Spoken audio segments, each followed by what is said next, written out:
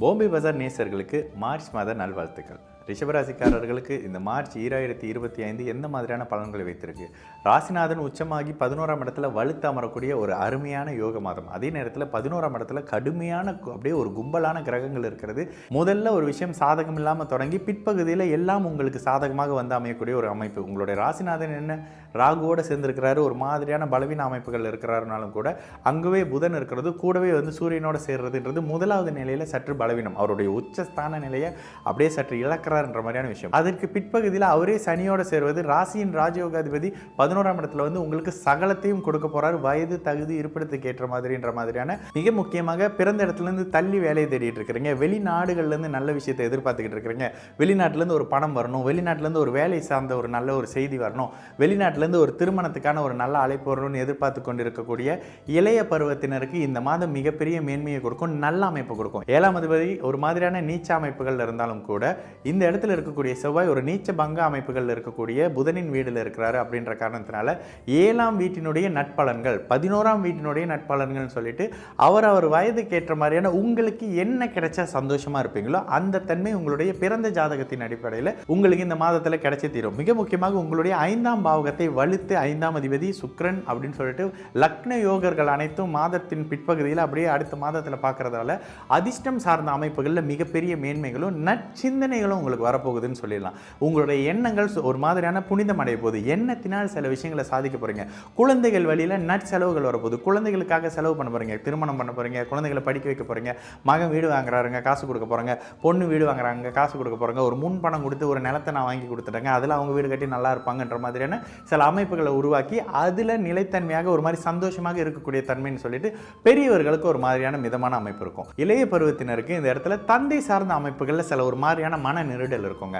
ஒன்று தந்தையுடைய ஆரோக்கியத்தால் கவலை இருக்கும். உங்களுக்கும் தந்தைக்கும் கருத்து வேறுபாடு இருக்கிறதால உங்களோட கருத்தை தந்தை ஏற்றுக்காதது, தந்தையோட கருத்தை நீங்கள் ஏற்றுக்காதது அப்படின்ற மாதிரியான முதல்ல ஒரு மாதிரி முன்னுக்கு பின் முரணான அமைப்புகள் இருந்தாலும் அது அப்படியே மாத பிற்பகுதி இல்லை அதுக்கு அடுத்தடுத்த நிலைன்னு சொல்லிட்டு அனைத்தும் உங்களுக்கு சாதகமாக வரக்கூடிய அமைப்பு. மிக முக்கியமாக மாணவர்களாக இருக்கிறீங்க, என்ன படிப்பை தேர்ந்தெடுக்க முடியலன்னு சொல்லி தவிச்சுக்கிட்டு இருக்கக்கூடிய மாணவர்களுக்கு இதுதான் என் படிப்பு, இதை போய் படிக்கலாங்க, இதில் நம்ம இறங்கலாம், இதில் கொஞ்சம் நமக்கு நல்லாவே வருதுன்னு உங்களுக்கு தேவையான துறை அடையாளம் காட்டப்படக்கூடிய ஒரு அமைப்பு. மிக முக்கியமாக சொல்லணும்னா ரிஷபராசிக்காரர்களுக்கு அடுத்த ஒரு 4-5 வருடத்துக்கு சகலமும் சாதகமாக இருக்கக்கூடிய அமைப்பு. இப்பொழுதே அதில் உங்களுக்கு சின்ன மாற்றம் கடந்த 2 வருஷம் இல்லாத அளவுக்கு இப்போ நான் கொஞ்சம் நல்லாவே இருக்கிறேங்க அப்படின்னு ரிஷபராசிக்காரங்க சொன்ன அமைப்பு தான். ஏன்னா 2018 உங்களுக்கு நடந்த கடுமையான அஷ்டம சனியின் தன்மை இப்போ முற்றிலும் இல்லை.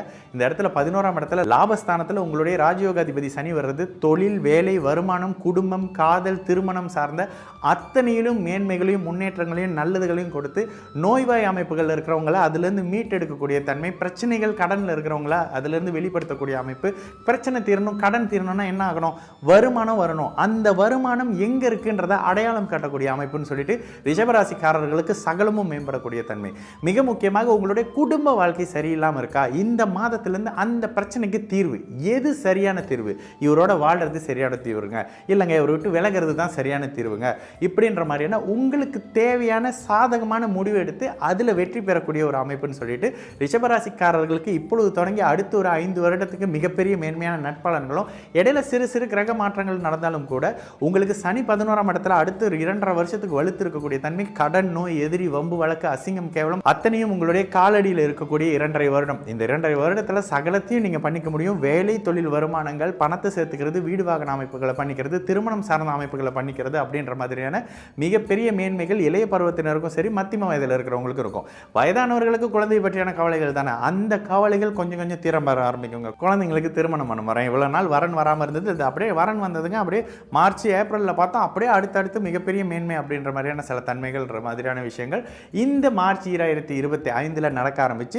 சுபகாரியங்கள் இந்த தீபாவளிக்குள்ளே நடந்து முடிக்கக்கூடிய அமைப்புன்னு சொல்லிட்டு சகலமும் சாதகமான அமைப்புகளில் தசாபுத்தி ஒத்துழைக்காத அமைப்புகளில் கூட 11ஆம் இடத்து சனி சகல கெடுதல்களையும் அழுத்தி வைக்கக்கூடிய அமைப்புன்னு சொல்லி ரிஷபராசிக்காரங்களுக்கு அடுத்த ஒரு 3-4 வருஷம் ரொம்ப நன்றாக நன்றாக இருக்கு. ரிஷபராசிக்காரர்களுக்கு சந்திராஷ்டமம் 22ஆம் தேதி மார்ச் மாதம் விடிய காலை 1:45 24ஆம் தேதி காலை 10:45 வரைக்கும் இருக்கக்கூடிய சந்திராஷ்டம நாளில் மிகப்பெரிய நல்ல மாற்றங்கள், சுபகாரியங்கள், திருமணங்கள், புதிய மாற்றங்கள், வேலையிட மாற்றங்கள் மாதிரியான மிகப்பெரிய நட்மாற்றங்களையும் சுபகாரியங்களையும் அந்த சந்திராஷ்டம நாளில் செய்யாமல் இருக்கிறது நல்லது.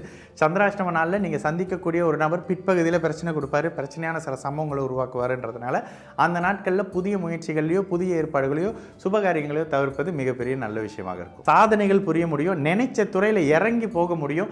நீங்கள் என்ன பண்ணணும், எனக்கு என்ன வேணுன்ற துறையை தேர்ந்தெடுத்து அதில் அப்படியே சக்ஸஸ் அப்படின்ற மாதிரியான விஷயங்கள் வரக்கூடிய அமைப்புகளில், தொழில் அமைப்புகளில் இந்த பெண்கள் அழகு சார்ந்த விஷயம், மீடியா சார்ந்த துறையில், சோஷியல் மீடியா அழகு சம்மந்தப்படுற அமைப்புகள் இருக்கிறவங்களுக்கு, இந்த சாரி, டெக்ஸ்டைல்ஸ், கொஞ்சம் ஃபேஷன் எய்ட் மாதிரியான அமைப்புகள் இருக்கக்கூடிய பெண்களுக்கு மிகப்பெரிய மேன்மையான அமைப்புகள் இருக்குங்க. பெண் குழந்தைகளுக்கு இது ஒரு சகல அமைப்பு இருக்கும்.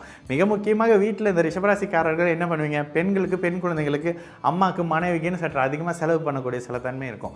இந்த அமைப்புகளால் மகிழ்ச்சி, நிறைவு, சந்தோஷம்ன்ற மாதிரியான சில தன்மை, சுப விரயங்கள், சுப சந்தோஷங்கள், செலவால மகிழ்ச்சி, குழந்தைகளுக்காக செலவுன்னு சொல்லிட்டு இனிய நல்ல நிகழ்வுகள், செலவு பண்ணிட்டு சந்தோஷப்படக்கூடிய தன்மைன்னு சொல்லி இந்த மார்ச் 2025 வயதுக்கு ஏற்ற மாதிரியான மிகப்பெரிய நட்பலன்களை மட்டுமே வைத்திருக்கக்கூடிய ஒரு மாதமாக சகல தரப்பு ரிஷபராசிக்காரர்களுக்கும் நிச்சயமாக இருக்கும்.